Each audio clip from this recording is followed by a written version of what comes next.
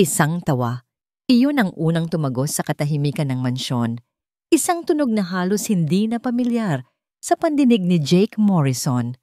Para itong isang dayuhang salita na bigla na lang isinigaw sa loob ng isang silid-aklatan. Nakakabigla. Mali. Sa loob ng 18 buwan, ang tanging naririnig niya sa mansyon na ito ay ang mahinang ugong ng aircon, ang tik-tak ng antigong orasan sa pasilyo, at ang halos walang tunog na pag-ikot ng gulong ng wheelchair ni Jasmine. Ang katahimikan ay naging normal. Ang katahimikan ang naging kasama niya sa pagluluksa. Kaya nang marinig niya ang halakhak na yon, isang purong, masayang halakhak ng isang bata mula sa speaker ng kanyang security monitor, nabitawan ni Jake ang pluma na hawak niya. Tumama ito sa mamahaling kahoy ng kanyang mesa, ngunit hindi niya iyon narinig. Ang tanging naririnig niya ay ang paulit-ulit na pag-alingaw-ngaw ng tunog na yon sa kanyang isipan. Ang tawa ng kanyang anak. Imposible. Mas mabilis pa sa kanyang isip ang naging pagkilos ng kanyang katawan. Naitulak niya palayo ang kanyang upuan. Lumikha ito ng isang maingay na kaluskos sa sahig at halos takbuhin niya ang pinto ng kanyang opisina. Bawat hakbang niya sa malawak na pasilyo ay tila isang dagundong sa kanyang dibdib. Sino ang naglakas loob na basagin ang kanilang katahimikan? Sinong dayo ang nagdala ng ingay sa mundong maingat niyang binuo para sa kanila ng kanyang anak? Isang mundo ng kalungkutan, isang mundo ng katahimikan. Kaninang umaga lang, ang almusal ay tulad ng dati. Isang ritual ng kalungkutan. Nakaupo si Jake sa dulo ng isang mahabang lamesa na gawa sa mahogany, sapat para sa 20 tao. Sa kabilang dulo, nakaupo si Jasmine sa kanyang espesyal na upuan, pinapalibutan ng mga unan para suportahan ang kanyang maliit na katawan. Isang nurse ang matiyagang nagpapakain sa kanya ng oatmeal, ngunit ang mga mata ng bata ay blanko, nakatingin sa kawalan. Hindi man lang siya kumukurap, hindi gumagalaw, parang isang manika na nawalan ng buhay. "Jasmine," sabi ni Jake, at ang boses niya ay masyadong malakas sa katahimikan ng silid. "Kumain ka, anak." Walang sagot. Walang reaksyon. Tila hindi man lang siya narinig. Isang pamilyar na kirot ang kumalat sa dibdib ni Jake. Ito ang kanyang parusa sa araw-araw. Ang makita ang sarili niyang anak na buhay, ngunit hindi naman talaga nabubuhay.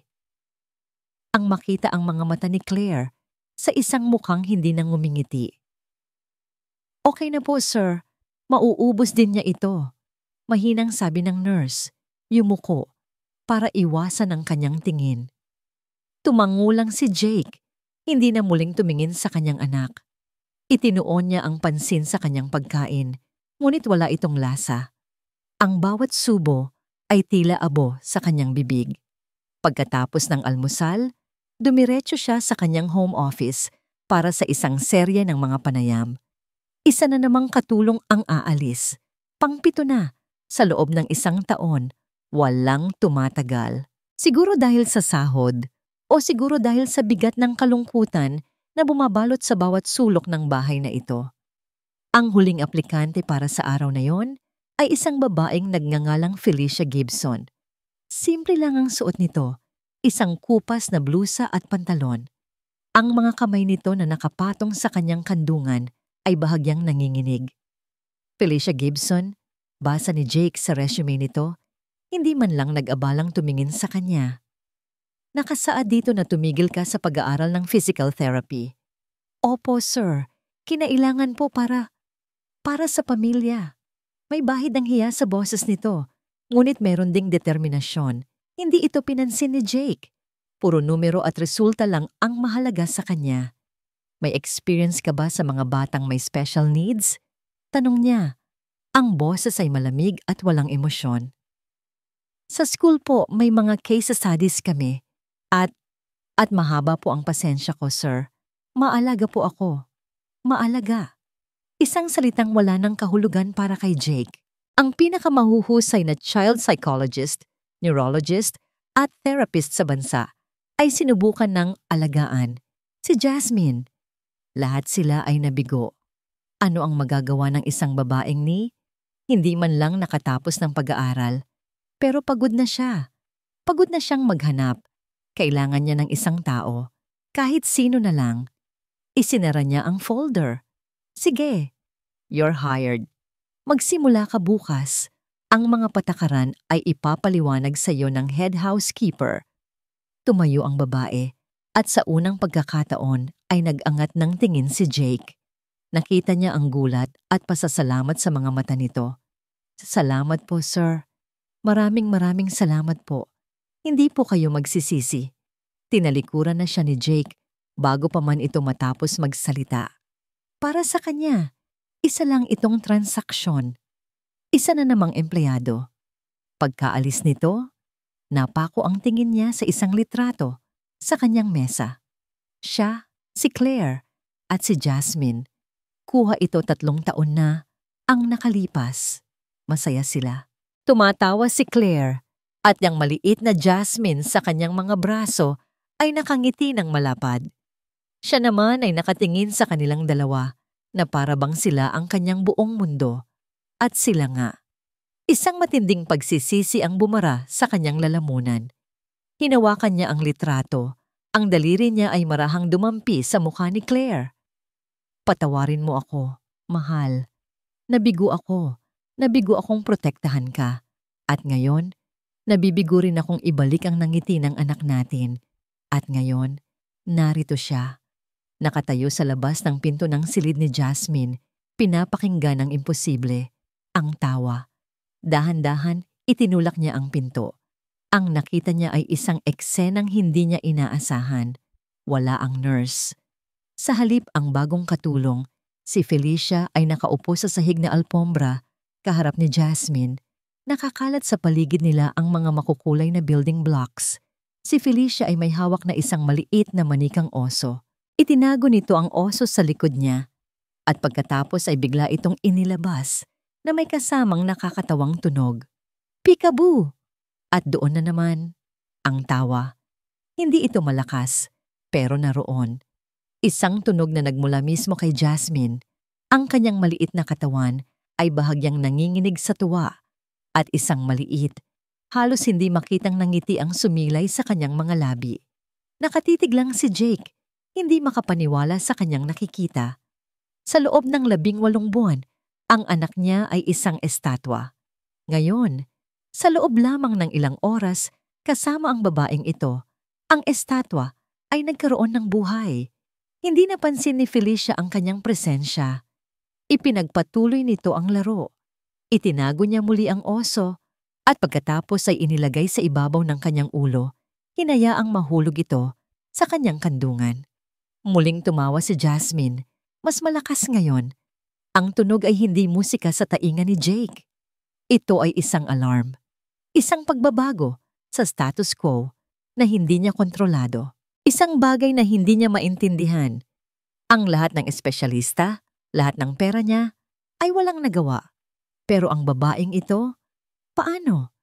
Sa wakas ay napansin ni Felicia na may anino sa may pinto. Lumingon ito at nakita si Jake. Agad na nawala ang nangiti sa mukha nito. Tumayo ito ng mabilis, pinagpaga ng kanyang pantalon at yumuko na parang isang sundalong nahuli ng kanyang general. Sir, nanginginig niyang sabi. Pero hindi sa kanya nakatingin si Jake. Nakatutok ang mga mata niya sa kanyang anak na ngayon ay bumalik na naman sa dati nitong blankong ekspresyon. Nawala na ang nangiti, nawala na ang tawa, bumalik na ang katahimikan. Isang malamig na galit ang gumapang sa ugat ni Jake. Galit sa babae. Galit sa sarili niya. Galit sa sitwasyon.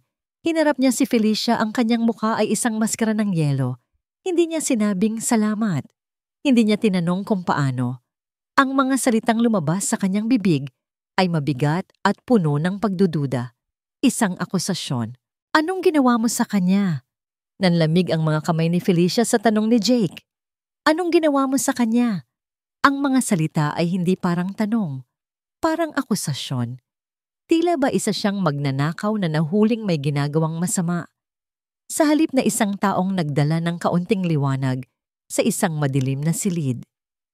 Ang init na naramdaman niya kanina habang naglalaro sila ni Jasmine ay biglang nawala, napalitan ng pamilyar na lamig na bumabalot sa buong mansyon. Napayuko siya. Sir, naglalaro lang po kami." "Naglalaro?" Ulit ni Jake, may diin sa bawat pantig. Ang pinakamahuhusay na child development experts sa buong Asia ay sinubukan siyang laruin. Walang nangyari. Anong pinagkaiba mo sa kanila?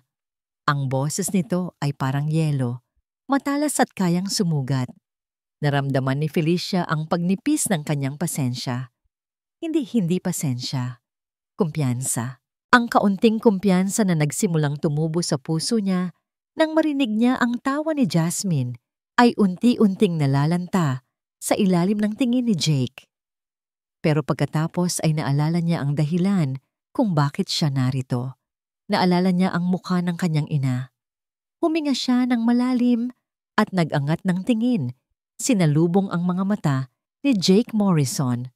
"Sir, ang ginawa ko po ay tinatawag na play therapy. Hindi lang po ito basta paglalaro." Nagsalubong ang kilay ng lalaki. "Ang mga bata po, lalo na ang mga nakaranas ng trauma." Pagpapatuloy ni Felicia, ang boses ay nanginginig sa simula, ngunit unti-unting tumatatag.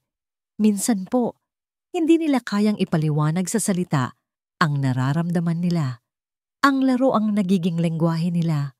Sa pamamagitan po ng paglalaro sa isang ligtas at mapagkakatiwalaang kapaligiran, natutulungan silang iproseso ang kanilang emosyon. Ang ginawa ko po kanina ay simpleng sensory stimulation, paggamit ng mga kulay, tunog, at pagtatago-taguan para po ipaalala sa kanya na ang mundo ay maaring maging masaya at hindi nakakatakot. Natahimik si Jake. Pinagmasdan niya si Felicia na para bang sinusuri niya ang isang komplikadong spreadsheet, hinahanap ang anumang pagkakamali. Walang siyang makitang butas sa sinabi nito. May lohika, may basehan. At higit sa lahat, may resulta. Isang resulta na hindi nabili ng milyon-milyon niyang piso. "Sumunod ka sa akin." Maikling utos niya at tumalikod ito. Walang nagawa si Felicia kundi ang sumunod. Iniwan nila si Jasmine sa pangangalaga ng nurse na kadarating lang. Habang naglalakad sila sa pasilyo, hindi maiwasan ni Felicia na mamangha at matakot sa paligid. Ang sahig ay sobrang kintab na nasasalamin ang kanyang mukha. Ang mga pader ay napapalibutan ng mga mamahaling painting. Ang bawat kasangkapan ay mukhang mas mahal pa sa lahat ng ari-arian ng kanilang pamilya. Pumasok sila sa opisina ni Jake. Isang napakalaking silid na may mga bintanang salamin mula sahig hanggang kisame kung saan tanaw ang malawak na hardin. Sa gitna ay isang mesa na gawa sa maitim na kahoy, malinis, organisado, at walang kabuhay-buhay. Umupo si Jake sa kanyang upuan na parang isang hari sa kanyang trono. Itinuro niya ang upuan sa harap ng mesa. "Umupo ka." Naupo si Felicia sa dulo ng upuan, handang tumayo anumang oras. May pinindot si Jake sa kanyang intercom. "Lucia, dalhin mo rito ang kontrata para kay Miss Gibson." "Kontrata?" Nagtaka si Felicia. Ang alam niya ay isa lang siyang ordinaryong katulong. Ilang sandali pa, pumasok ang isang babaeng nakauniforme at naglapag ng isang makapal na folders sa mesa. Kinuha ito ni Jake at itinulak sa harap ni Felicia. "Ano po ito, sir?" "Isang alok," sabi ni Jake. Ang mga mata ay nakatitig sa kanya. Tila binabasa ang kanyang kaluluwa. "Ibibigay ko sa iyo ang sahod na 5 beses na mas mataas sa normal na rate. Sasagutin ko ang lahat ng gastusin mo, pagkain, tirahan, transportasyon, at may bonus ka kada buwan. Depende sa progreso ni Jasmine." Namilog ang mga mata ni Felicia. Hindi siya makapaniwala sa kanyang naririnig. Ang perang yon, sapat na yon para sa therapy ng kanyang ina. Sapat na para makabili ng mas magagandang gamot. Sapat na para sa isang pangarap. Pero alam niyang may kapalit laging may kapalit. Ano po ang kapalit, sir? Binuklat ni Jake ang kontrata. Kapalit ng serbisyo mo. Eksklusibo. Hindi ka pwedeng tumanggap ng ibang trabaho. Lahat ng oras mo ay nakalaan kay Jasmine. Lahat ng pamamaraan na gagamitin mo ay kailangang aprobado ko muna. At higit sa lahat, pumipirma ka sa isang non-disclosure agreement. Walang kahit anong impormasyon tungkol sa pamilya ko ang pwedeng lumabas sa 4 na sulok ng bahay na ito. Maliwanag? Naramdaman ni Felicia na parang sinasakal siya. Hindi ito isang alok na trabaho. Ito ay pagbenta ng kanyang buhay, ng kanyang kalayaan. Tiningnan niya ang mga pahina na puno ng maliliit na letra at mga legal na termino, parang isang kadena. Pero muling pumasok sa isip niya ang kanyang ina. Ang pagod sa mga mata nito, ang pilit ng ngiti. Ang mga gabing naririnig niya itong umiiyak ng mahina dahil sa sakit. Tiningnan niya si Jake. Sir, pwede ko po bang pag-isipan? Isang malamig na ngisi ang sumilay sa labi ni Jake. Mayroon kang hanggang bukas ng umaga. Pero tandaan mo, Miss Gibson, ang mga oportunidad na tulad nito ay minsan lang dumating. Dala-dala ang bigat ng kontrata at ng mundo sa kanyang mga balikat. Umalis si Felicia sa mansyon. Ang pagsakay sa maingay at siksikang jeep ay isang malaking pagbabago mula sa tahimik at maluwag na mansyon. Ang bawat kanto, ang bawat sigaw ng mga nagtitinda ay isang paalala ng mundong ginagalawan niya. Isang mundo kung saan ang pera ay hindi lang pangarap, kundi isang pangangailangan para mabuhay. Ang apartment na inuupahan nila ay maliit. Nasa isang eskinita na halos hindi mapasok ng araw. Ngunit sa loob, malinis ito at maaliwalas. Ito ang kahariang binuo niya para sa kanila ng kanyang ina. Naabutan niya ang kanyang nanay Elena na nakaupo sa luma nitong wheelchair sa tabi ng bintana, nakatingin sa labas. Nay, tawag ni Felicia. Ang boses ay malambing. Lumingon ang kanyang ina at isang matamis na ngiti ang sumilay sa mukha nito. Nagbigay buhay sa mga matang pagod na. Anak, nandyan ka na pala. Kumusta ang araw mo? Lumuhod si Felicia sa harap ng kanyang ina at sinimulang masahiin ang mga binti nito na matagal nang hindi gumagalaw. Okay lang po, Nay. May magandang balita po ako. Ikinuwento niya ang lahat. Ang mansyon, ang batang si Jasmine, ang alok ni Mr. Morrison. Hindi niya binanggit ang lamig sa pakikitungo nito o ang bigat ng kontrata. Tanging ang pag-asa lang ang ibinahagi niya. Pagkatapos niyang magsalita, hinawakan ng kanyang ina ang kanyang pisngi. Anak, sigurado ka ba dyan? Parang napakabigat ng hinihingi nila. Para sa inyo? Nay, walang mabigat. Sagot ni Felicia at naramdaman niya ang pag-init ng kanyang mga mata. Gagawin ko po ang lahat para gumaling kayo.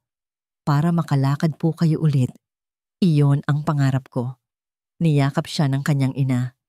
Ang pangarap ko ay maging masaya ka, anak. Huwag mo sanang isakripisyo ang sarili mo.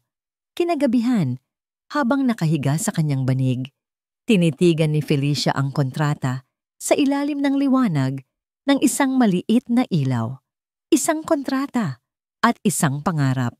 Ang dalawa ay magkabila ng isang timbangan. Para makuha ang isa, kailangan niyang bitawan ang kapiraso ng isa pa. Kinaumagahan, bumalik siya sa mansyon, mas maaga kaysa sa inaasahan. Dala niya ang folder, naabutan niya si Jake na nagkakape sa opisina nito. Inilapag niya ang kontrata sa mesa. Nakapirma na. Tiningnan lang ito ni Jake, tumango at kumuha ng sarili niyang pluma para pirmahan. Pagkatapos, tumingin ito sa kanya. Ang mga mata ay seryoso at walang anumang init. Mabuti. Tumayo si Felicia, handa nang magsimula sa kanyang unang opisyal na araw. Pero bago pa siya makatalikod, nagsalita muli si Jake.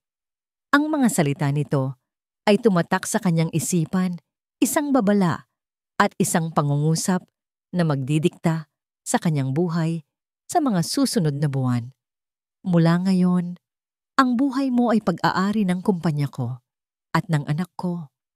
Ang mga salita ni Jake ay parang malamig na bakal na ipinulupot sa puso ni Felicia. Ang buhay mo ay pag-aari ng kumpanya ko at ng anak ko. Sa sumunod na linggo, naramdaman ni Felicia ang bigat ng pangungusap na yon. Ang kanyang mundo ay lumiit. Naging kasing laki na lamang ng mga pader ng mansyon ng mga Morrison. Ang kanyang schedule ay hindi na sa kanya. 6:00 ng umaga, kailangan ay gising na siya. Naghahanda para sa araw ni Jasmine. Ang kanyang mga pagkain ay kasabay ng nurse sa kusina ng mga katulong.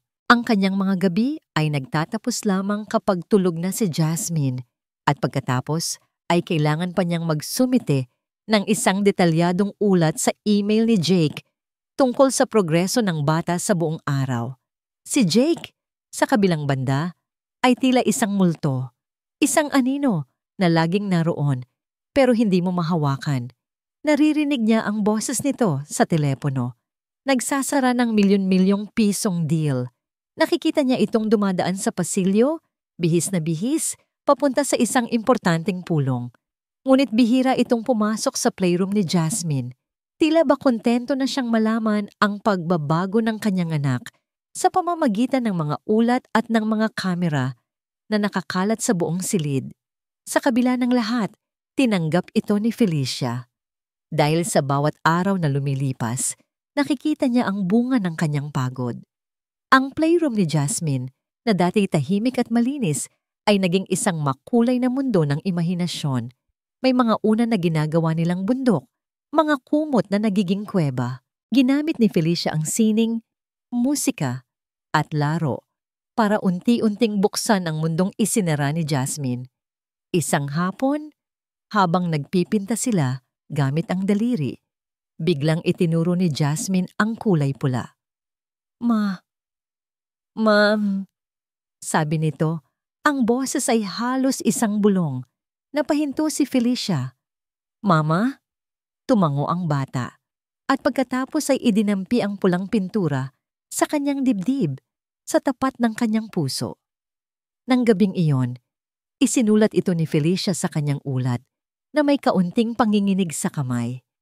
Jasmine is starting to associate colors with emotions and memories. She pointed to red and tried to say mama. Kinabukasan, may isang malaking kahon na naghihintay sa labas ng playroom. Pagbukas niya, laman nito ang pinakamagagandang art supplies na nakita niya sa buong buhay niya. Walang nakasulat na kahit ano, pero alam niyang galing ito kay Jake. Sa kabila ng pagiging malayo nito, alam ni Jake na nagmamasid siya. Isang araw, sa kalagitnaan ng kanilang paglalaro ng bola, napansin niyang abala siya sa pagtingin sa security camera sa sulok. Nagkunwari siyang walang nakita. Pinagulong ni Felicia ang isang malambot at makulay na bola papunta kay Jasmine. Okay, Jasmine, push the ball back to Feli. Tulad ng dati, tinitigan lang ng bata ang bola. Ngunit sa pagkakataong ito, may kaunting kislap sa mga mata nito. Kaya mo yan, bulong ni Felicia. Isang maliit na tulak lang. Ilang segundo ang lumipas at pagkatapos, dahan-dahan, itinaas ni Jasmine ang kanyang kamay at marahang itinulak ang bola.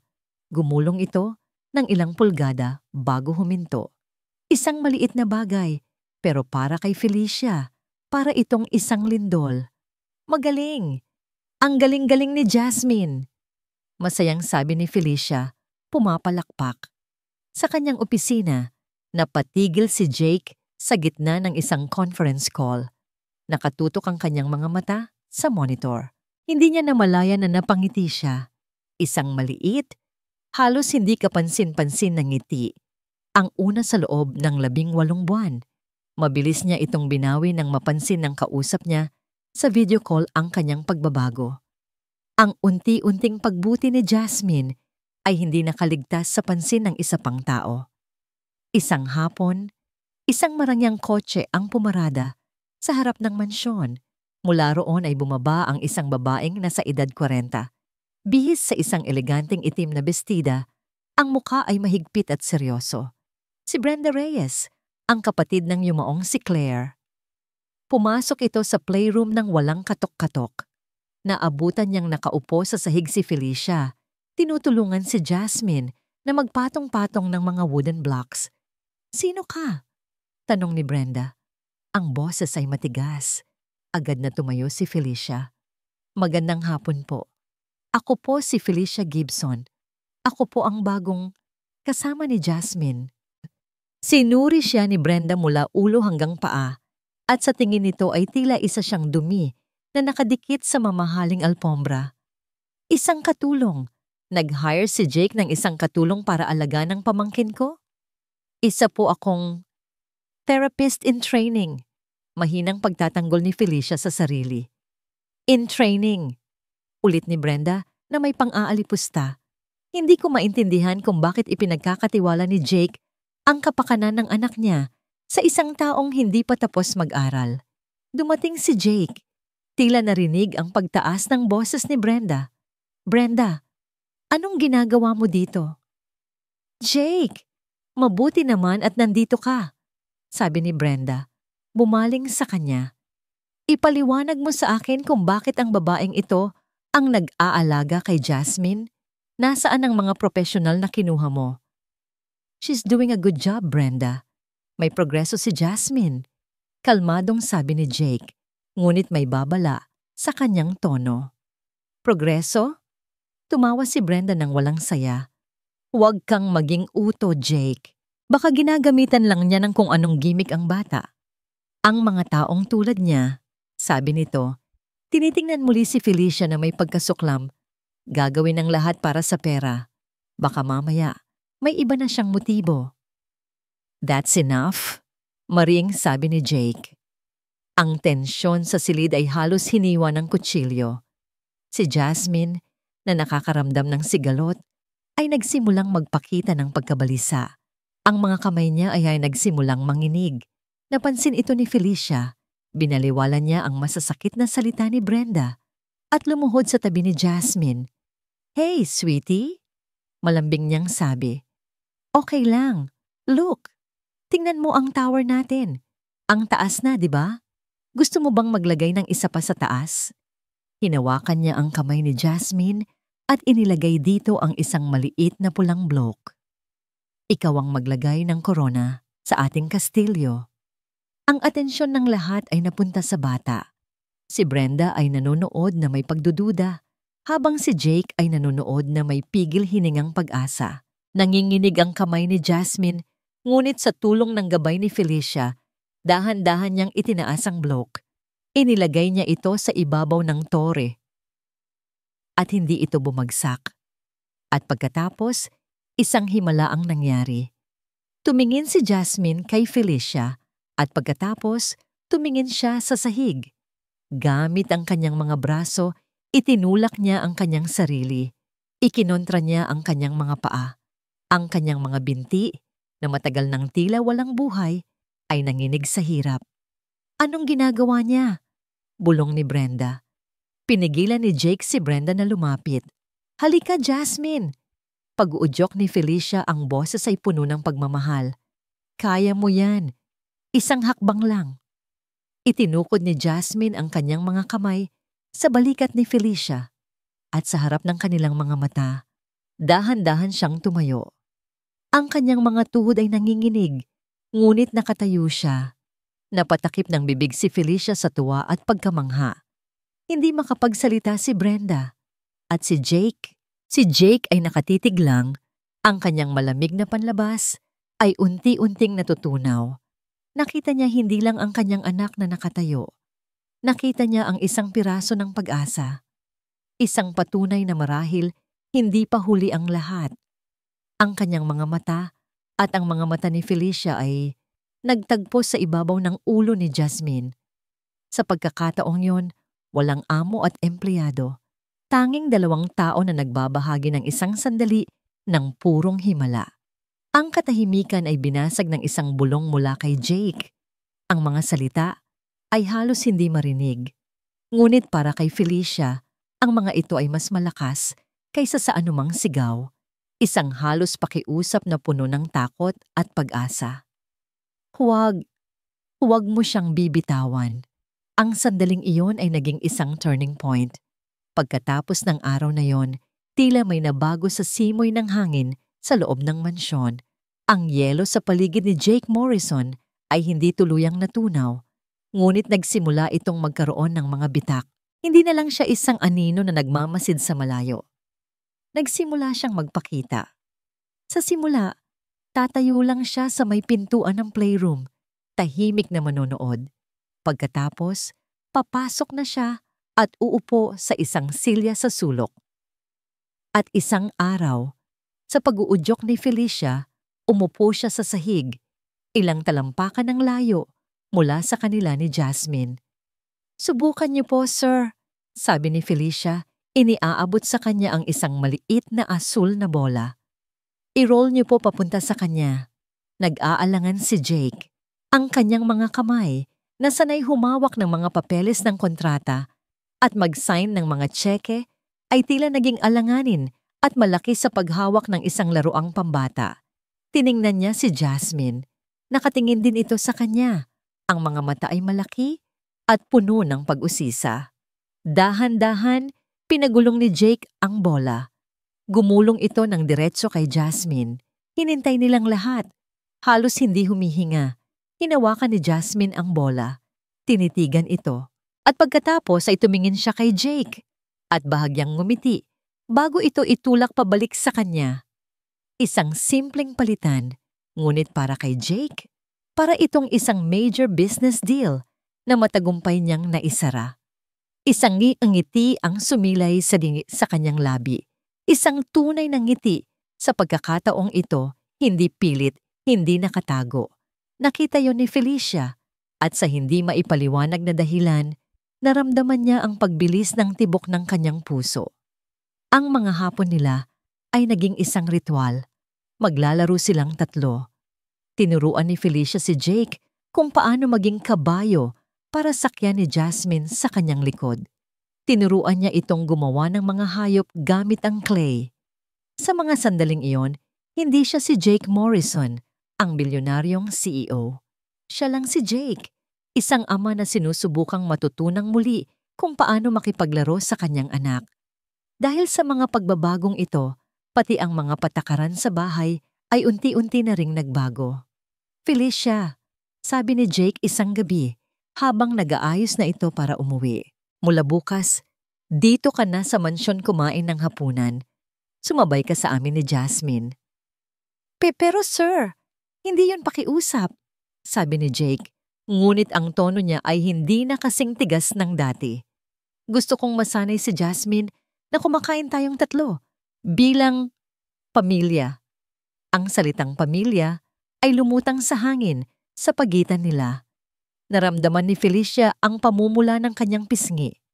Ang mga hapunan ay naging mas masaya. May kaunting usapan, may kaunting tawanan. At sa pagitan ng mga subo, madalas niyang nahuhuli si Jake na nakatitig sa kanya, na may ekspresyong hindi niya mabasa. Isang halo ng pasasalamat, paghanga, at isang bagay pa na hindi niya matukoy. Isang gabi, pagkatapos nilang ihatid si Jasmine sa kanyang silid, sabay silang naglakad ni Jake sa pasilyo. "Salamat, Felicia," biglang sabi nito na ikinagulat niya. "Para saan po, sir?" "Sa lahat. Para kay Jasmine." Huminto ito at humarap sa kanya. "At wag mo na akong tawaging sir kapag tayong dalawa lang. Jake na lang." Tumango lang si Felicia, hindi makapagsalita. Ang pagiging malapit nila ay nakakapanibago at nakakakaba. Kinagabihan, hindi siya makatulog. Ang pagbabago sa pakikitungo ni Jake ay nagdulot ng isang damdamin sa kanya na matagal na niyang ibinaon, ang kilig. Isang bagay na akala niya ay wala na siyang karapatan o panahon para maramdaman. Dahil sa hindi mapakali, bumangon siya para uminom ng tubig. Habang dumadaan siya sa tapat ng silid ni Jake, narinig niya ang isang ungol. Isang tunog ng isang taong binabangungot. "Claire!" Napahinto si Felicia. Ang pangalan. Ang pangalan ng yumaong asawa ni Jake. Claire! Hindi! Patawarin mo ako! Patawarin mo ako! Ang boses ni Jake ay puno ng sakit at pagsisisi, isang emosyon na hindi pa niya kailanman narinig mula rito. Tila ba ang lahat ng lamig at kontrol na ipinapakita nito sa umaga ay bumibigay sa dilim ng gabi.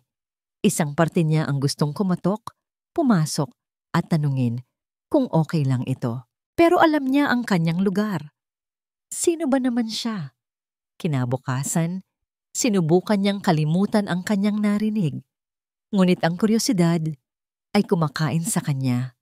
Habang naglalaro sila sa hardin, hindi niya napigilan ang sarili. Jake! Simula niya. Yung asawa niyo po, si Ma'am Claire, ano po ang nangyari sa kanya? Para siyang nagbuhos ng isang timbang nagyayelong tubig sa mainit na sandali. Agad na bumalik ang maskara ni Jake. Ang kanyang mga balikat ay nanigas. Ang nangiti sa kanyang muka ay naglaho. Bakit mo tinatanong? Malamig niyang sabi. Wala lang po. Naisip ko lang po si Jasmine. Huwag mong babanggitin ang pangalan niya. Putol ni Jake sa kanya. Ang boses ay mababa at puno ng panganib. Ang Jake na kasama niya kanina lang ay biglang nawala. Hindi mo siya kilala at wala kang karapatang alamin. Tumayo ito. Tapos na ang laro para sa araw na ito. Iakyat mo na si Jasmine sa kanyang silid. At tulad ng isang multo, tumalikod ito at naglakad palayo. Iniwan si Felicia na nakatayo roon. Ang puso ay kumikirot. Iniwan siyang may higit pang mga tanong kaysa sa mga sagot at isang hindi maipaliwanag na pakiramdam ng pag-aalala para sa isang lalaking pilit na itinatago ang kanyang mga sugat sa likod ng pader na gawa sa pera at kapangyarihan. Hindi niya alam na sa di kalayuan may isa pang taong nagmamasid. Si Brenda Reyes na nasa loob ng kanyang kotse sa labas ng gate ay ibinaba ang kanyang binoculars. Mayroon siyang isang determinadong ngiti sa kanyang labi.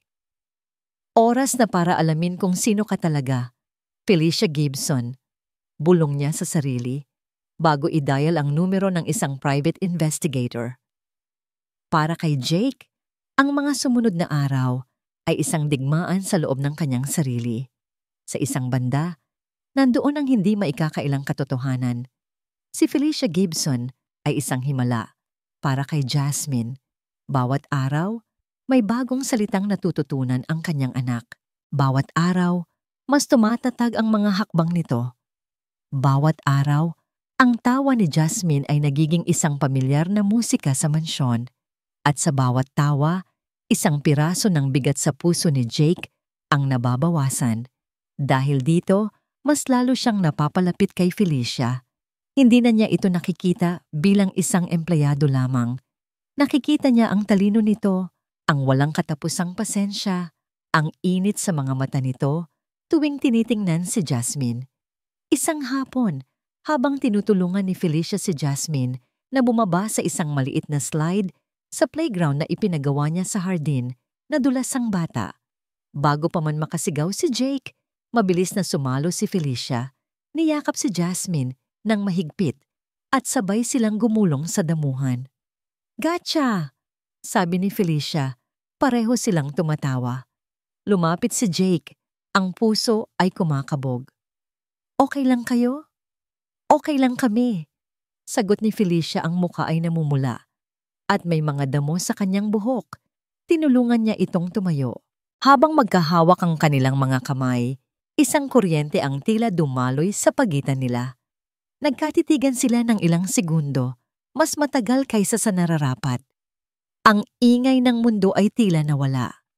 Ang tanging nakikita ni Jake ay ang mga mata ni Felicia, malalim at tapat. Sa sandaling iyon, naramdaman niya ang isang bagay na matagal na niyang hindi naramdaman. Isang pagnanais. Mabilis niyang binitawan ang kamay nito, tila napaso. At doon pumapasok ang kabilang panig ng digmaan. Ang kanyang konsensya. Sino siya para makaramdam ng ganito?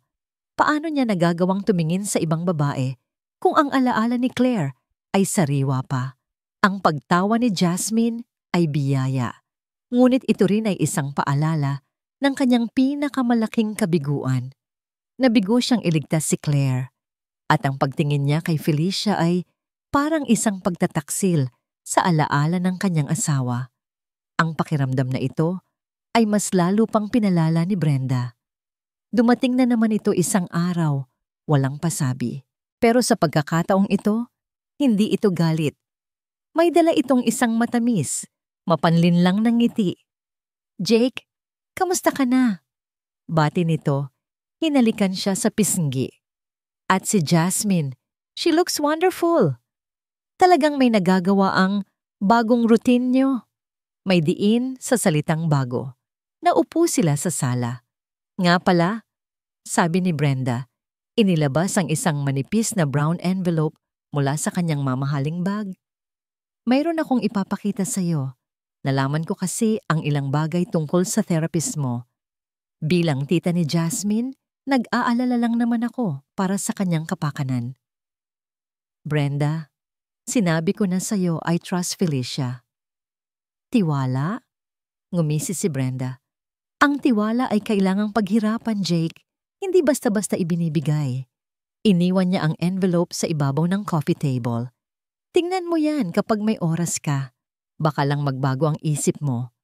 Pagkaalis ni Brenda, tinitigan ni Jake ang envelope. Ayaw niya itong buksan. Ayaw niyang bigyan ng satisfaksyon si Brenda. Itinapon niya ito sa gilid. Ngunit kinagabihan, habang nag-iisa sa kanyang opisina, hindi siya mapakali. Ang laso ng pagdududa na itinanim ni Brenda ay nagsisimula ng kumalat. Kinuha niya ang envelope at binuksan. Laman nito ang ilang mga dokumento. Isang kopya ng transcript of records ni Felicia na nagpapakitang tumigil ito sa pag-aaral. Isang ulat tungkol sa kanilang tinitirhang apartment sa isang mahirap na lugar. At ilang mga litrato. Ang unang litrato ay si Felicia, kasama ang isang babaeng naka-wheelchair. Ang kanyang ina, siguro. May isang maikling tala sa likod, Elena Gibson. Nabaldado dahil sa isang hit-and-run accident, 7 taon na ang nakalipas. Kaso, hindi na resolba. Nagpatuloy si Jake sa pagtingin. Ang sumunod na litrato ay isang lumang family picture ng mga Gibson. Nakatayo ang ina ni Felicia, mas bata pa at malusog. Nakangiti ito sa kamera. May kung anong pamilyar sa ngiti ng babae, isang bagay na hindi niya maituro. Tinitigan niya ito ng matagal, sinusubukang alalahanin kung saan niya ito nakita. Pero wala. Binaliwala niya ito. Kinabukasan, habang nag-aalmusal, sinubukan niyang maging normal, pero ang mga impormasyong nalaman niya ay bumabagabag sa kanya. "Felicia," sabi niya, sinisikap na maging kaswal. "Kamusta na ang pamilya mo?" Nagulat si Felicia sa tanong. "Okay naman po, Jake. Si nanay po lumalaban pa rin." "Ang nanay mo," sabi ni Jake, "may sakit ba siya?" Nakita niya ang pagdaan ng sakit sa mga mata ni Felicia. Naaksidente po siya matagal na. Isang hit and run. Ang bawat salita ay tila isang karayom na tumutusok sa puso ni Felicia. Iyon po ang dahilan kung bakit kinailangan kong huminto sa pag-aaral. Lahat po ng naipon namin ay napunta sa mga operasyon at gamot niya. Hanggang ngayon, hindi pa rin po nahuhuli kung sino ang may gawa. Tumango si Jake, ngunit ang kanyang isip ay lumilipad. Ang imahe ng ina ni Felicia sa litrato ay bumalik sa kanyang alaala. Pagkatapos ng araw na yon, sa kanyang opisina, muli niyang kinuha ang envelope. Tinitigan niya ulit ang litrato ng pamilya Gibson. Pagkatapos, binuksan niya ang isang drawer sa kanyang mesa at kinuha ang isang lumang photo album. Ang album ni Claire. Binuklat niya ang mga pahina hanggang sa marating niya ang isang particular na larawan. Kuha ito sa isang charity event. Mga 7 taon na ang nakalipas. Nakatayo si Claire sa tabi ng iba pang mga donor. At sa likuran, sa gitna ng mga volunteer, ay isang pamilyar na mukha. Isang babaeng nakangiti. Ang ina ni Felicia. Nanigas si Jake. Ang mga piraso ay nagsimulang magdugtong-dugtong sa kanyang isipan. Bumubuo ng isang larawang ayaw niyang makita. Ang petsa ng charity event. Ang petsa ng aksidente ng ina ni Felicia. Ang mga gabi kung kailan umuuwi si Claire, nabalisa at umiiyak ng walang dahilan. Biglang nanlamig ang buong katawan ni Jake. Tiningnan niya ang litrato ng ina ni Felicia. Pagkatapos, tiningnan niya ang litrato ni Claire. Isang nakakakilabot na pakiramdam ang gumapang sa kanyang batok. Isang pakiramdam na pamilyar, ngunit hindi niya matukoy kung ano. Isang pakiramdam na tila may isang napakalaking sikreto na nakatago sa harap mismo ng kanyang mga mata, naghihintay lang na matuklasan. Ngunit natatakot siyang alamin kung ano ito. Ang pagkatuklas ni Jake ay nag-iwan ng lamat sa kanyang pakikitungo kay Felicia. Hindi na siya sumasama sa playroom. Muli siyang naging anino, isang boses na lang sa intercom. Ang mga hapunan nilang tatlo ay nawala. Bumalik sila sa dati, si Felicia at Jasmine sa dining room. Si Jake ay nagkukulong sa kanyang opisina. Sinasabing marami siyang trabaho. Naramdaman ni Felicia ang pader na muling itinayo ni Jake sa pagitan nila. Mas mataas, mas makapal, at mas malamig kaysa dati. Nasasaktan siya pero hindi niya alam kung bakit. Ano ang nagawa niya? Ano ang nagbago?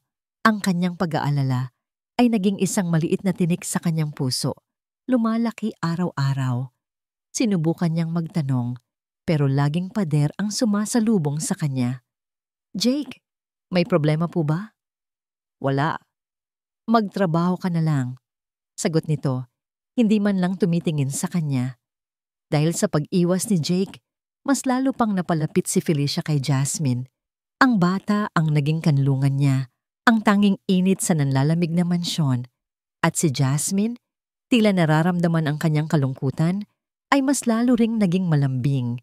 Isang maulang hapon, habang abala ang lahat ng katulong, naisipan ni Felicia na magbasa sa library ng mansyon habang natutog si Jasmine.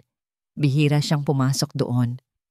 Isa itong napakalaking silid, puno ng mga libro mula sahig hanggang kisame.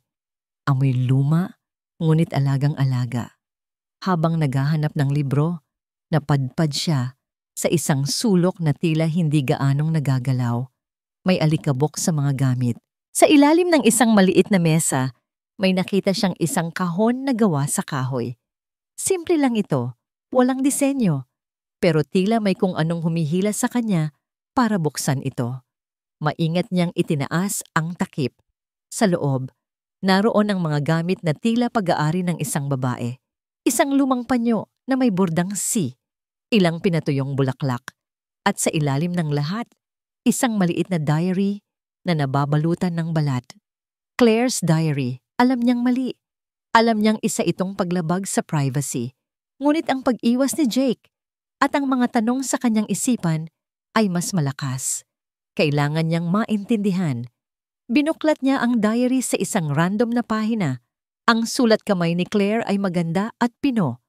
Ngunit sa pahinang iyon, ito ay magulo at nanginginig, tila isinulat ng nagmamadali. October 14, 7 years ago. Ang petsa. Kumabog ang dibdib ni Felicia. Iyon ang petsa ng aksidente ng kanyang ina. Binasa niya ang mga salita. Diyos ko, patawarin niyo po ako. Hindi ko sinasadya. Ang dilim. Bigla na lang siyang tumawid. Ang babae. Ang tunog. Hindi ko makalimutan ang tunog. Natakot ako. Sobrang takot. Tumakbo ako. Iniwan ko siya. Anong klaseng tao ang gumagawa niyon? Anong gagawin ko? Paano kung may nakakita sa akin? Paano kung malaman ni Jake? Hindi niya ako mapapatawad. Hinding-hindi. Paulit-ulit na binasa ni Felicia ang mga salita. Ang bawat salita ay parang isang suntok sa kanyang sikmura. Ang babae. Tumakbo ako. Iniwan ko siya. Hindi maaari. Nanginginig ang kanyang mga kamay. Pakiramdam niya ay nasusuka siya. Ito ba? Ang babaeng tinutukoy ni Claire. Ang nanay niya ba? Isang malupit na pagkakataon lang ba ito? Feli? Isang maliit na boses ang pumunit sa kanyang pag-iisip. Nakatayo sa may pinto si Jasmine, yakap-yakap ang kanyang teddy bear. Mukhang kagigising lang. Naglakad ito papasok sa library, isang bagay na bihira nitong gawin. Jasmine baby, anong ginagawa mo dito? Sabi ni Felicia. Mabilis na isinara ang diary at itinago sa likod niya. Hindi sumagot si Jasmine. Naglakad ito papunta sa isang malaking painting na nakasabit sa pader. Isang portrait ni Claire. Maganda ito, nakangiti, ngunit may debahid ng kalungkutan sa kanyang mga mata. Itinuro ni Jasmine ang painting. Mama, sabi nito, ang boses ay malinaw. At pagkatapos ay sinabi nito ang isang salita na nagpatigil sa pag-ikot ng mundo ni Felicia. Mama, car. Nabitawan ni Felicia ang diary. Bumagsak ito sa sahig. Bumukas. Anong sabi mo, sweetie? Tanong ni Felicia. Ang puso ay dumadagundong. Mama, car. Boom! Sabi ni Jasmine, ginagaya ang isang pagsabog gamit ang kanyang maliliit na kamay. Mama, iyak. Ang bata, naalala niya. Hindi man niya kayang sabihin noon, pero nandoon ang alaala. Ang trauma ay hindi lang dahil sa pagkawala ng ina. Ito ay dahil sa nasaksihan niya. Ang aksidente ni Claire. Nakatitig si Felicia sa nakabukas na diary sa sahig. Sa pagbagsak nito, may isang maliit na papel na nakatupi ang lumabas mula sa pagitan ng mga pahina. Nanginginig niyang dinampot ito. Isa itong lumang police blotter report, isang kopya na halatang kinuha ng patago. Nakasaad dito ang mga detalye ng isang hit-and-run incident. Ang petsa, ang lugar, ang pangalan ng biktima, ang pangalan ng kanyang ina, Elena Gibson. Napatakip si Felicia sa kanyang bibig para pigilan ang isang sigaw. Ang hangin ay tila naubos sa silid. Ang lahat ng piraso ay nagkabit-kabit na. Bumubuo ng isang larawan ng isang bangungot. Ang babaeng asawa ng lalaking unti-unti na niyang minamahal. Ang parehong babae na siyaw na sumira sa buhay ng kanyang ina. Ang batang inaalagaan niya at minamahal na parang sariling anak ay anak ng taong dahilan ng kanilang paghihirap. Ang buong buhay niya sa mansyon na ito, ang kanyang trabaho, ang kanyang pag-asa, ang kanyang namumuong pag-ibig ay itinayo sa pundasyon ng isang kasinungalingan at isang napakalaking trahedya. Isang kasinungalingan na sinadya ni Claire na itago at isang katotohanan na marahil alam na rin ni Jake kaya ito umiiwas. Ang sakit ay napalitan ng galit. Isang nag-aapoy na galit. Pinulot niya ang diary, ang papel mula sa pulisya, at walang imik na lumabas ng library, hila-hila si Jasmine na walang kamalay-malay. Oras na para harapin si Jake Morrison. Oras na para sa katotohanan. Habang si Felicia ay nalulunod sa katotohanang natuklasan niya, si Jake naman ay abala sa sarili niyang plano. Isang plano para ayusin ang lahat. Sa loob ng halos 2 linggo, kinain siya ng kanyang konsensya. Ang koneksyon sa pagitan ni Claire at ng ina ni Felicia ay isang multo na hindi siya tinatantanan. Hindi niya alam kung ano ang gagawin. Ang sabihin ng katotohanan ay mangangahulugan ng pagwasak sa nag-iisang tao na nakapagbalik ng buhay sa kanyang anak. Ang manahimik ay parang pagtataksil sa sarili niyang nararamdaman para kay Felicia. Ngunit sa huli, nanalo ang pag-asa laban sa takot. Nakita niya ang pagbabago kay Jasmine. Nakikita niya ang epekto ni Felicia at sa kaibuturan ng kanyang puso. Alam niyang hindi na niya kayang bumalik sa dati. Hindi na niya kayang mabuhay sa isang tahimik at malungkot na mansyon.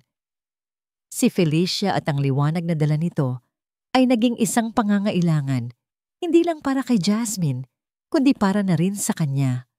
Kailangan niyang sumugal. Kailangan niyang manalo sa puso ni Felicia bago pa man mawasak ng nakaraan ang kanilang hinaharap. Lucia, sabi niya sa kanyang sekretarya sa telepono, i-cancel mo lahat ng appointments ko para sa susunod na 3 araw at magpabook ka ng private villa sa Amanpulo, yung pinaka-secluded para sa 3 tao. Pagkatapos, tumayo siya mula sa kanyang mesa. Ang puso ay puno ng isang halo ng kaba at determinasyon. Oras na para itigil ang pagtatago sa likod ng mga pader ng kanyang opisina. Hinanap niya si Felicia. Naabutan niya ito sa playroom, tahimik na nag-aayos ng mga laruan. Hindi niya napansin ang pamumugto ng mga mata nito o ang kakaibang lamig sa pakikitungo nito.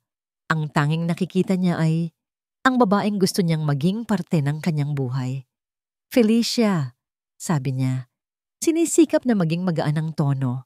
Lumingon ito, ngunit ang mga mata nito ay walang emosyon. Po? Mag-empake ka, sabi ni Jake. Isang ngiti ang unti-unting sumisibol sa kanyang labi. Mag-empake kayo ni Jasmine. Aalis tayo. Nagsalubong ang kilay ni Felicia. Saan po tayo pupunta?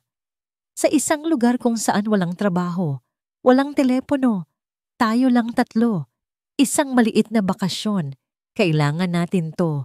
Kailangan nyo to. Ito na.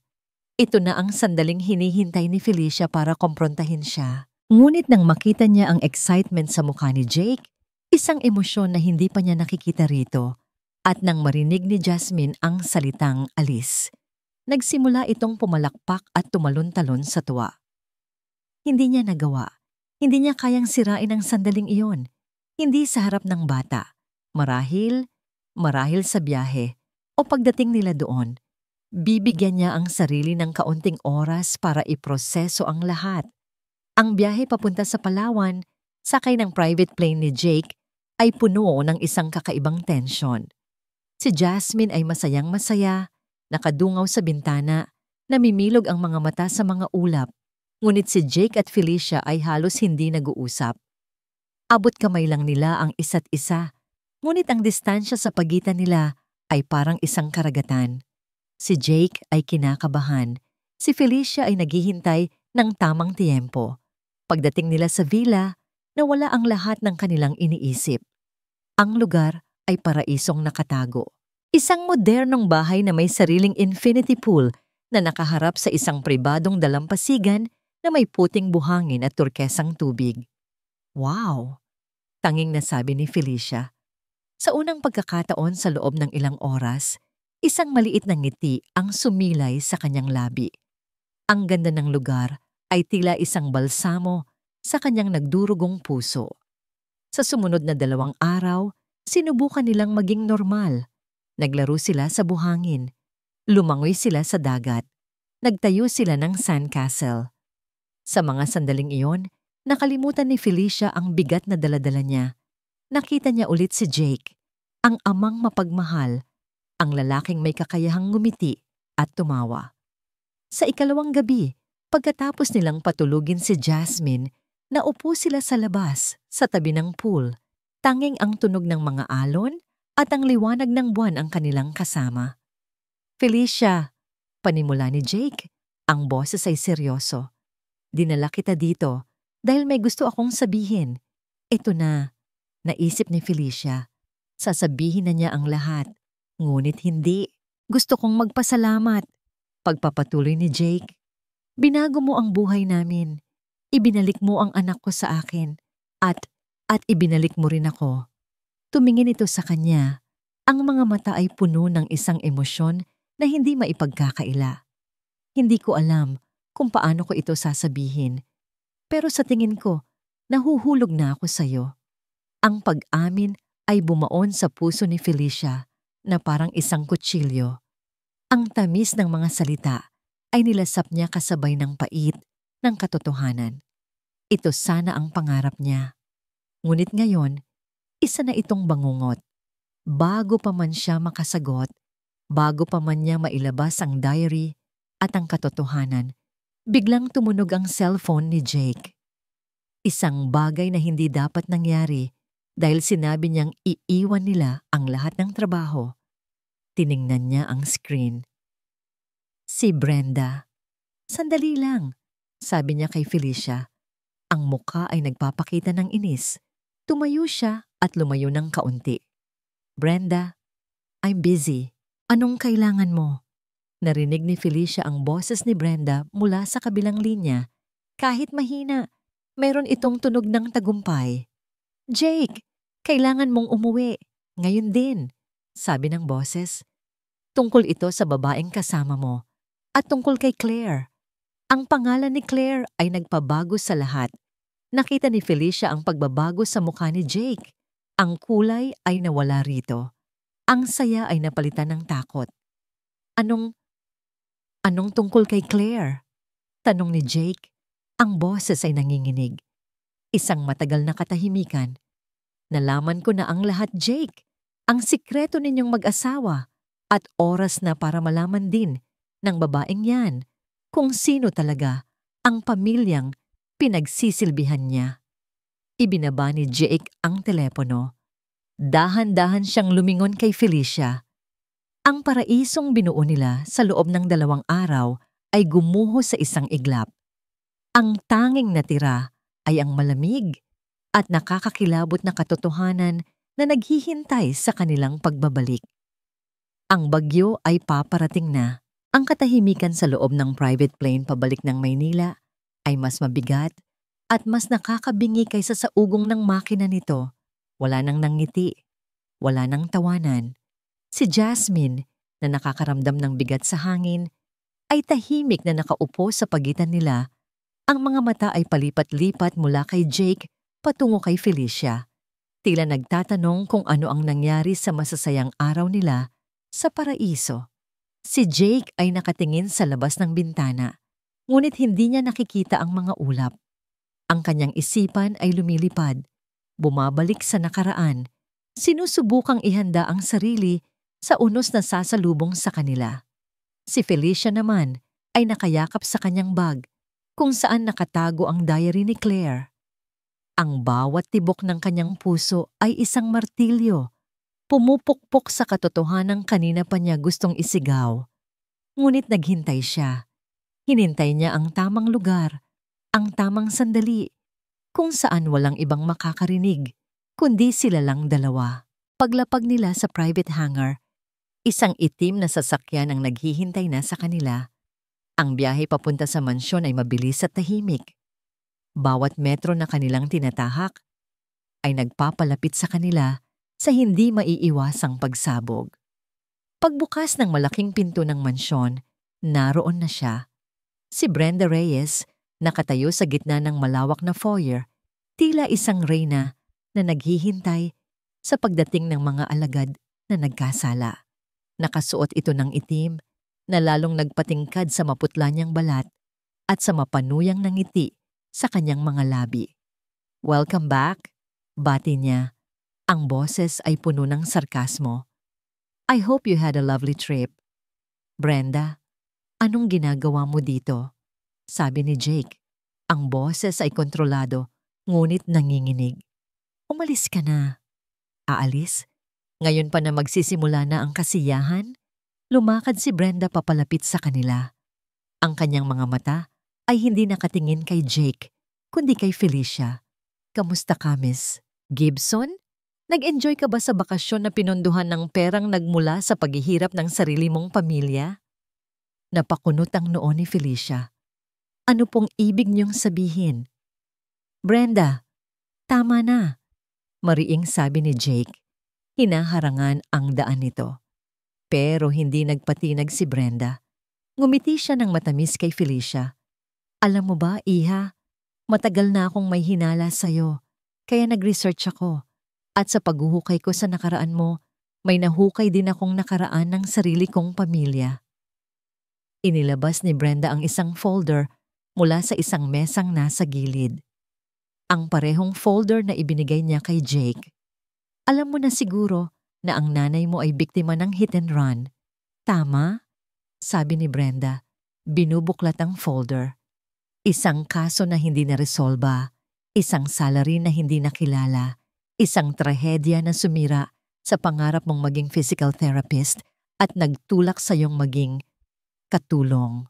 Bawat salita ni Brenda ay isang sampal. "Brenda, I'm warning you," sabi ni Jake. Ang mga kamay ay nakakuyom na. Binaling ni Brenda ang tingin kay Jake. "Warning me? Jake, dapat ay nagpapasalamat ka. Tinutulungan kitang linisin ang kalat na iniwan ng asawa mo." Humarap siyang muli kay Felicia.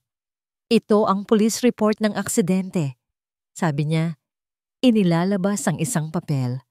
Nakasaad dito ang deskripsyon ng sasakyang nakabangga at tumakas. Isang mamahaling European sports car kulay pilak. Isang model na napakabihira dito sa Pilipinas, 7 taon na ang nakalipas. Nanlamig ang buong katawan ni Felicia. Alam na niya kung saan ito patungo. Sa katunayan, pagpapatuloy ni Brenda, tila isang aktor sa entablado. Isa lang ang may-ari ng ganoong klaseng sasakyan sa buong bansa noong taong yon. Tinitigan niya si Felicia diretso sa mga mata at binitiwan ang huling salita na wawasak sa mundo nito. "Ang kapatid ko, si Claire." Isang nakabibinging katahimikan ang bumalot sa silid. Kahit si Jasmine ay naramdaman ang bigat nito at napayakap sa binti ni Felicia. Tumingin si Felicia kay Jake. Ang mga mata ay naghahanap ng sagot, ng isang pagtanggi, ng kahit anong magsasabing kasinungalingan ang lahat ng ito. Ngunit ang nakita niya ay isang mukhang puno ng sakit at pagkatalo. Hindi ito makatingin sa kanya. Nakayuko ito, tila dinadala ang bigat ng buong mundo sa kanyang mga balikat. Ang katahimikan ni Jake ang nagsilbing kumpirmasyon. "Hindi," bulong ni Felicia na pailing. Ang luha na kanina pa niya pinipigilan ay nagsimula ng bumagsak. Ngunit hindi pa tapos si Brenda. Lumapit ito at bumulong kay Felicia. Sapat lang para marinig nilang tatlo. Kaya pala pilit kang pinapalapit ni Jake," sabi nito. Ang boses ay puno ng lason. "Hindi dahil sa may gusto siya sa'yo, kundi dahil sa konsensya, guilt money. Iyan ang sahod mo, Felicia. Bayad sa kasalanan ng asawa niya." "Hindi totoo yan," sigaw ni Jake. Sa wakas ay nakahanap ng boses, pero huli na ang lahat. Ang pinsala ay nagawa na. Tumingin si Felicia kay Jake. Ang sakit sa kanyang mga mata ay napalitan ng isang bagay na mas malala. Pagkasuklam. Pagkatapos ay tumingin siya kay Jasmine, ang batang minahal niya, na ngayon ay isang buhay na simbolo ng trahedya ng kanyang pamilya. Minamahal mo ang anak ng babaeng sumira sa buhay ng ina mo. Huling banat ni Brenda.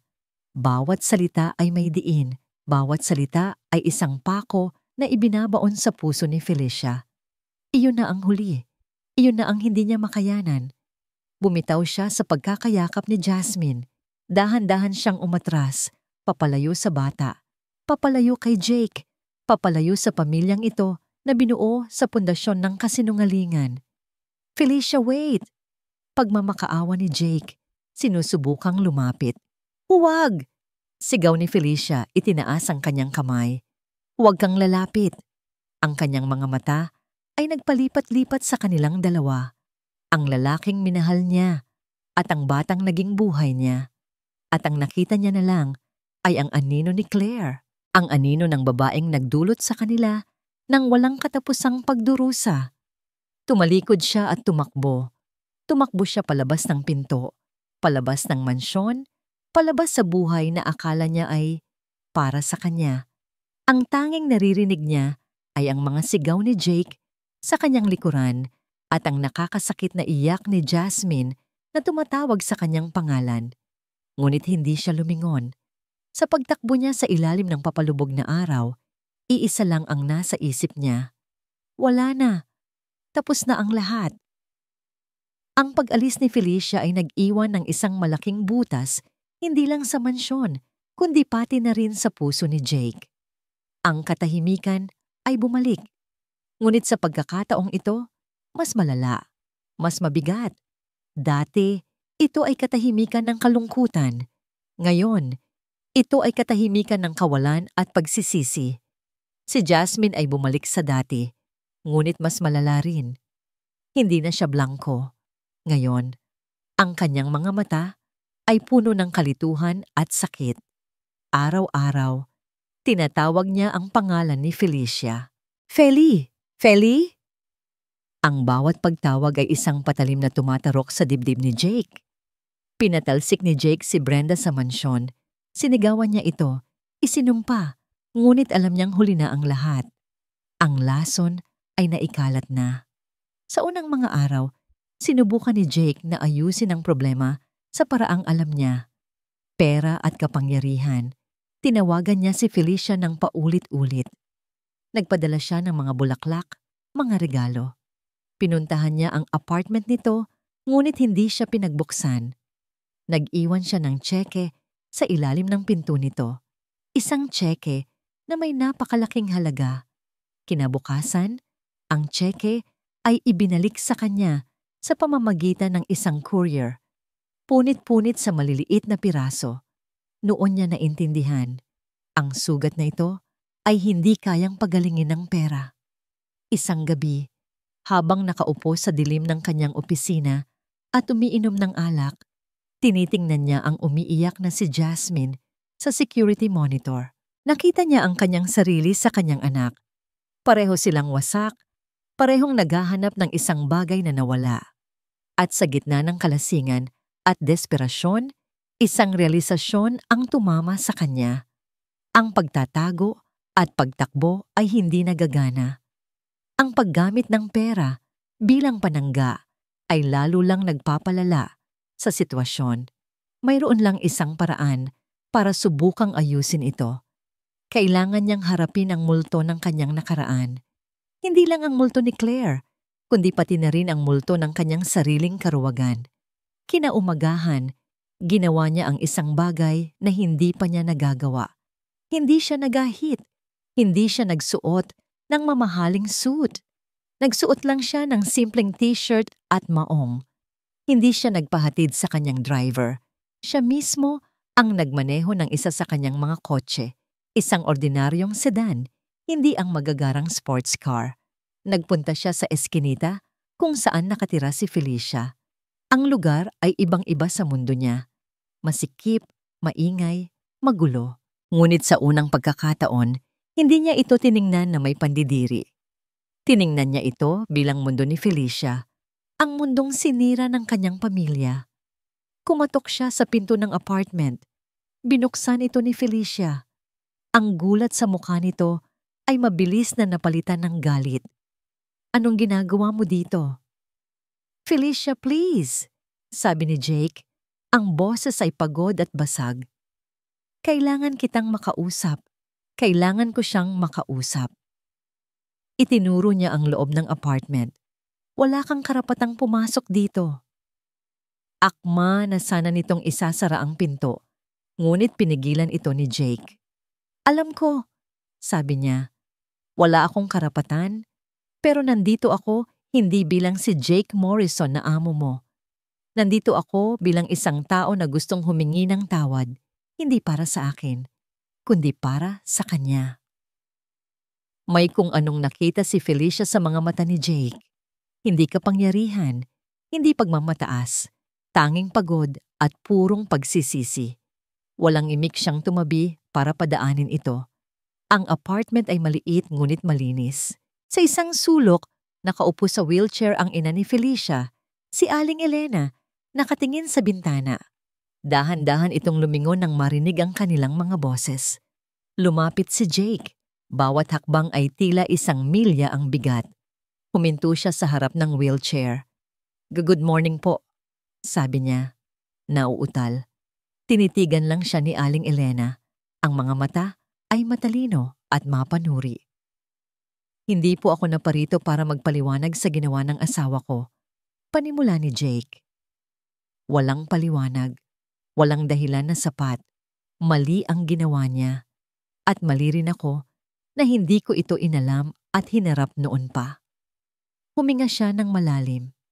Naparito po ako para sabihin sa inyo ang buong kwento. Ang kwentong hindi nyo narinig. At doon, sa harap ng babaeng sinira ng kanyang pamilya, ikinuwento ni Jake ang lahat. Ikinuwento niya ang tungkol sa gabi ng aksidente ni Claire. Kung paanong nag-aaway sila sa loob ng kotse dahil sa isang bagay na ayaw aminin ni Claire. Kung paanong sa isang iglap ng kanyang pagkainis, hindi niya napansin ang paparating na truck.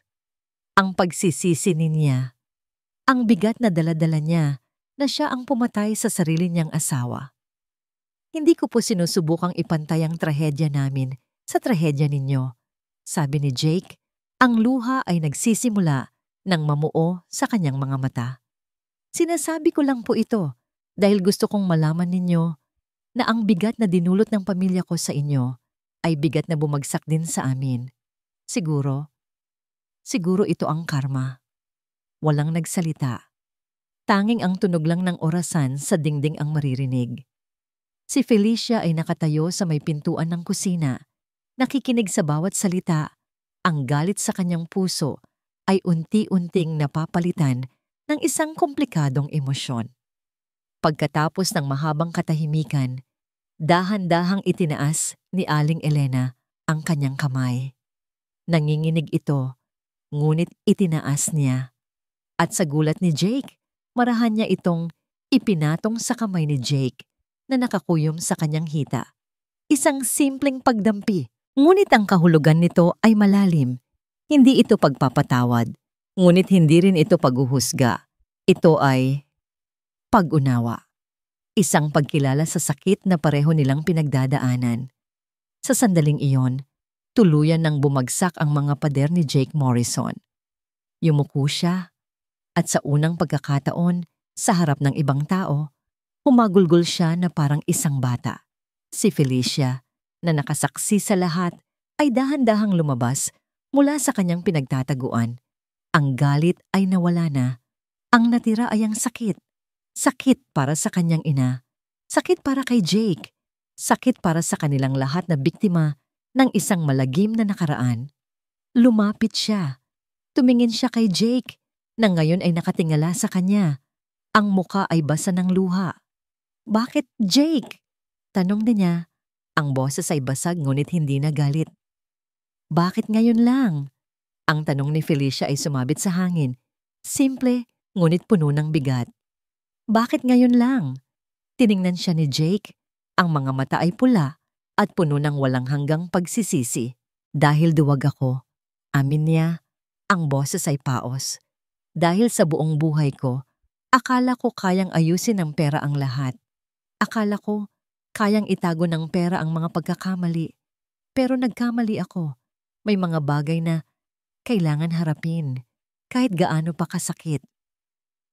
Hindi sumagot si Felicia. Ang katotohanan iyon, ang karuwagan ni Jake, ay masakit. Ngunit ito ay isang katotohanang naiintindihan niya. Hindi niya ito mapapatawad ng ganoon kadali, pero naiintindihan niya. Umalis si Jake sa apartment nila nang walang pangako, walang pilitan. Tanging ang bigat lang ng katotohanan ang naiwan sa pagitan nila. Sa sumunod na mga araw, hinarap ni Felicia ang sarili niyang digmaan. Nag-usap sila ng kanyang ina. Sa unang pagkakataon, ikinuwento ni Aling Elena ang buong detalye ng aksidente. Ang takot, ang sakit, ang pakiramdam ng pag-iwan. Umiyak sila pareho. Mga luhang matagal nang naipon. Anak, sabi ni Aling Elena, hinahaplos ang buhok ni Felicia. Ang galit ay parang lason. Ikaw ang iinom, pero hihintayin mong mamatay ang ibang tao. Huwag mong hayaang lasunin ka ng nakaraan. Pero Nay, ang ginawa nila, alam ko. Pero nakita ko ang lalaking yon, Felicia. Nakita ko ang sakit sa mga mata niya. Pareho lang tayong biktima. Ang pagpapatawad ay hindi para sa kanila. Para sa sarili natin. Para makalaya tayo. Ang mga salita ng kanyang ina ay tumagos sa puso ni Felicia. Hindi pa siya handang magpatawad, ngunit handa na siyang subukang huwag ng magalit. Habang pinipilit ni Felicia na ayusin ang kanyang puso, si Jake naman ay abala sa pag-aayos ng mga bagay na nasira sa paraang alam niya na ngayon ay tama. Hindi na siya nagtago, hindi na siya nanahimik. Isang umaga, Nagising si Felicia sa ingay sa labas. Pagdungaw niya sa bintana, nakita niya ang kumpol ng mga media van at reporter. Ang balita sa telebisyon ay nagpaliwanag ng lahat. Nakatayo si Jake Morrison sa harap ng isang podium. Sa isang press conference na siya mismo ang nagpatawag. Walang mga abogado sa tabi niya. Siya lang mag-isa. Ang kanyang muka ay seryoso. Pagod. Ngunit puno ng determinasyon. Pinapanood ni Felicia ang TV, hindi makapaniwala. I called this press conference today to correct a 7-year-old mistake. Simula ni Jake. Ang boses ay matatag at umaalingaw sa buong silid. 7 years ago, a woman named Elena Gibson was the victim of a hit-and-run accident, an accident that left her permanently disabled. The person responsible was never caught. Today, the secret ends. Huminga siya ng malalim. The driver of that car was my late wife, Claire Morrison. Isang kaguluhan ang sumabog sa mga reporter, ngunit itinaas ni Jake ang kanyang kamay para patahimikin sila. Walang saysay na ang pag-usapan ng mga dahilan. Ang mahalaga ay ang katotohanan at ang responsibilidad na kaakibat nito. Pagpapatuloy niya. Sa loob ng maraming taon, ang pamilya Gibson ay nagdusa sa pisikal, emosyonal at pinansyal na paraan. At sa ngalan ng aking yumaong asawa at sa ngalan ng aking pamilya, ako ay humihingi ng tawad. Tumingin siya diretso sa kamera na para bang si Felicia at ang inalang nito ang kausap niya. Pero alam kong hindi sapat ang salita. That is why, effective today, I am announcing the formation of the Claire's Hope Foundation, sabi ni Jake, isang pundasyon na nakatuon sa pagbibigay ng tulong medikal at pinansyal sa mga biktima ng vehicular accidents na walang kakayahang magpagamot. I am pledging 1 billion pesos of my personal money as its initial fund. Ang pundasyon na ito ay hindi para burahin ang nakaraan. Itinayo ito para siguraduhing may pag-asa sa hinaharap para sa mga biktima, to turn our pain into purpose. And the Claire's Hope Foundation's first official beneficiary, sabi ni Jake, ang boses ay bahagyang nanginig, will be Mrs. Elena Gibson. We will cover all her medical needs, her therapy, and provide her with the best care possible for the rest of her life. Sa apartment, napaluhod si Felicia sa sahig humahagulgol, hindi dahil sa pera, kundi dahil sa ginawa ni Jake. Hinarap niya ang mundo. Inamin niya ang kasalanan, hindi niya ito itinago. Ginawa niyang isang bagay na makakatulong sa iba, ang kanilang trahedya. Ito ay higit pa sa bayad pinsala. Ito ay pagtubos. Sa mansyon, pinapanood din ni Brenda ang press conference. Ang muka ay hindi maipinta. Tinawagan niya si Jake. Anong kabaliwan ito, Jake? Sinisira mo ang pangalan ng pamilya, ang pangalan ni Claire. Hindi, Brenda. Sagot ni Jake sa kabilang linya. Sa unang pagkakataon ay naging kalmado at buo ang boses. Inaayos ko. I'm giving her memory an honorable legacy. Isang bagay na hindi mo kailanman maiintindihan. At ibinaba niya ang telepono. Sa mga oras na yon, may isang batang babae na malungkot na naglalaro sa kanyang silid. Kinuha niya ang kanyang paboritong libro ng larawan. Isang libro na laging binabasa ni Felicia para sa kanya. Binuklat niya ito, ngunit hindi niya maintindihan ang mga salita. Feli, bulong niya sa sarili. Feli. Ang pangungulila ay naging mas malakas kaysa sa kanyang kalungkutan. Tumayo siya, at sa unang pagkakataon, naglakad siyang mag-isa, palabas ng kanyang silid. Hinahanap ang taong nagturo sa kanyang muling magtiwala. Kinahapunan, habang si Felicia ay nakaupo pa rin sa sahig, sinusubukang iproseso ang lahat, isang tawag ang dumating sa kanyang cellphone. Isang hindi rehistradong numero. Hello? Sagot niya. Sa kabilang linya narinig niya ang isang pamilyar na tunog, ang tunog ng isang makinang pang-ospital. Miss Felicia Gibson? Tanong ng isang boses ng babae. Tumatawag po ako mula sa St. Luke's Medical Center. We are calling on behalf of the Claire's Hope Foundation. Nais po naming i-schedule ang pag-transfer ng inyong ina, si Mrs. Elena Gibson, sa aming pinakabagong physical rehabilitation facility. All expenses paid. Nabitawan ni Felicia ang cellphone. Ang mga luhang kanina'y para sa sakit at gulat. Ngayon ay naging mga luha ng isang bagay na matagal na niyang hindi naramdaman. Pag-asa. Lumipas ang 6 na buwan. Ang mga buwan na yon ay nagdala ng pagbabago na mas mabilis pa kaysa sa paglipat ng panahon. Sa isang state-of-the-art rehabilitation center, si Aling Elena, sa tulong ng pinakamahuhusay na therapist, ay nagpakita ng progreso na tinawag ng mga doktor na isang milagro. Mula sa pagiging ganap na paralisado mula baywang pababa, nagsimula na siyang makaramdam muli sa kanyang mga binti.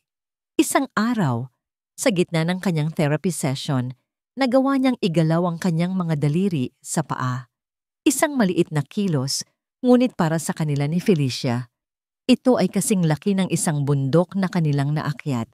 Si Felicia naman ay bumalik sa universidad. Sa tulong ng scholarship mula sa The Claire's Hope Foundation, na personal na inayos ni Jake nang hindi nagpapakilala, ipinagpatuloy niya ang kanyang pangarap na maging isang ganap na physical therapist. Ang kanyang mga grado ay matataas. Ang kanyang dedikasyon ay walang kapantay. Ang sakit ng nakaraan ay naging panggatong niya para maging pinakamahusay sa kanyang larangan, para makatulong sa mas marami pang tao na katulad ng kanyang ina. Si Jake, sa kabilang banda, ay nagbago rin. Ibinenta niya ang karamihan sa kanyang mga share sa kumpanya. Pinanatili lang ang sapat para mamuhay ng komportable. Ang kanyang oras ay hindi na nakalaan sa mga board meeting. Ginugol niya ito sa pamamahala sa pundasyon at higit sa lahat sa kanyang anak. Natuto siyang magluto ng paboritong pagkain ni Jasmine. Siya na mismo ang naghahatid at sumusundo dito sa eskwela. Sila ay naging isang tunay na pamilya, isang tunay na mag-ama. Si Jasmine ay naging isang masayahin at bibang bata. Ngunit sa kabila ng lahat, may isang piraso pa ring kulang.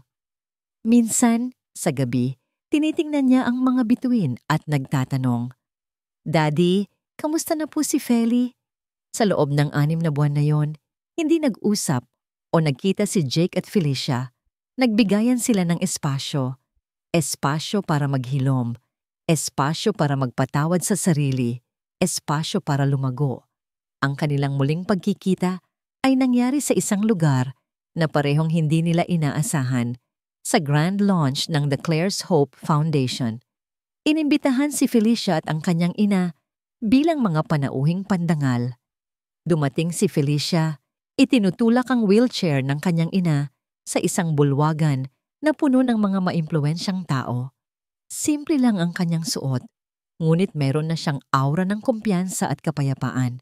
Sa entablado, nagsasalita si Jake. Hindi na siya ang malamig at supladong CEO. Ang kanyang boses ay puno ng init at sinseridad. Nagsasalita siya tungkol sa pagbabago ng sakit sa pag-asa, ng trahedya sa layunin. Habang nagsasalita siya, ang kanyang mga mata ay naghahanap sa gitna ng mga tao. At pagkatapos, nagtama ang kanilang mga paningin. Isang kuryente ang dumaloy sa pagitan nila. Walang salita. Tanging isang pag-unawa, isang pagkilala sa lahat ng kanilang pinagdaanan. Pagkatapos ng kanyang talumpati, bumaba si Jake ng entablado at naglakad diretso papunta sa kanila. Hindi pinapansin ang mga taong bumabati sa kanya. "Elena," sabi niya, "yumuko para maging kapantay ng ina ni Felicia. Masaya akong makita kang muli." Ngumiti si Aling Elena. "Jake, salamat sa lahat." Pagkatapos ay tumingin si Jake kay Felicia. "Felicia." "Jake!" sagot niya. Isang maliit na ngiti ang sumilay sa kanyang labi. Ang kanilang pag-uusap ay pinutol ng isang maliit na sigaw. "Feli!" Isang maliit na batang babae na may suot na puting bestida ang tumatakbo papunta sa kanila. Si Jasmine. Mas matangkad na ito, mas malusog. At tumatakbo ito ng walang alinlangan. Yumakap ito, nang mahigpit sa binti ni Felicia. I miss you. Lumuhod si Felicia at niyakap ang bata. I miss you too, sweetie. Ang laki-laki mo na. Habang magkayakap sila, tumingin si Felicia kay Jake. Nakita niya ang luha sa mga mata nito habang pinapanood ang eksena. Pagkatapos ng event, lumabas silang apat sa hardin ng hotel. Tahimik. Ang tanging ingay ay ang masayang tawa ni Jasmine habang hinahabol ang mga paru-paro. She's amazing, sabi ni Felicia. Dahil sa'yo? Sagot ni Jake. Humarap siya kay Felicia. Felicia, alam kong wala akong karapatan, pero gusto ko lang malaman mo, walang araw na hindi kita naisip, walang araw na hindi ako nagsisi, at walang araw na hindi ako umasa na sana balang araw mapatawad mo ako. Jake, sabi ni Felicia, ang boses ay malambing. Ang pagpapatawad ay isang proseso. At sa tingin ko, pareho na tayong nasa daan na yon. Tumingin sila sa isa't isa at sa pagkakataong yon, wala nang pader. Wala nang multo ng nakaraan. Tanging 2 taong sinubok ng tadhana, sinugatan, ngunit sa huli ay pinagaling ng pag-unawa at pagtanggap. Hinawakan ni Jake ang kamay ni Felicia. Mainit ito at pamilyar. Hindi niya ito hinawakan bilang isang amo o isang taong may utang na loob. Hinawakan niya ito bilang isang lalaki na nakahanap ng kanyang pangalawang pagkakataon. Hindi natin mabubura ang nakaraan, sabi niya. Ang boses ay halos isang bulok. Pero maaari tayong magsulat ng bagong kwento nang magkasama. Tumingin si Felicia sa papalubog na araw. Ang kulay kahel na liwanag nito ay nagbibigay ng init sa kanilang mga mukha. Tumingin siya sa kanyang ina na nakangiti sa kanila. Tumingin siya kay Jasmine na tumatakbo pabalik para yakapin silang dalawa. At sa huli, tumingin siya kay Jake. Ngumiti siya, isang tunay at buong ngiti. At mas hinigpitan niya ang hawak sa kamay nito. Hindi na kailangan ng mga salita. Ang kanilang bagong simula ay hindi isusulat sa tinta. Isusulat ito sa mga bagong alaala, sa mga bagong tawanan, at sa isang pag-ibig na nahanap hindi sa kabila ng kanilang mga sugat, kundi dahil sa mga ito.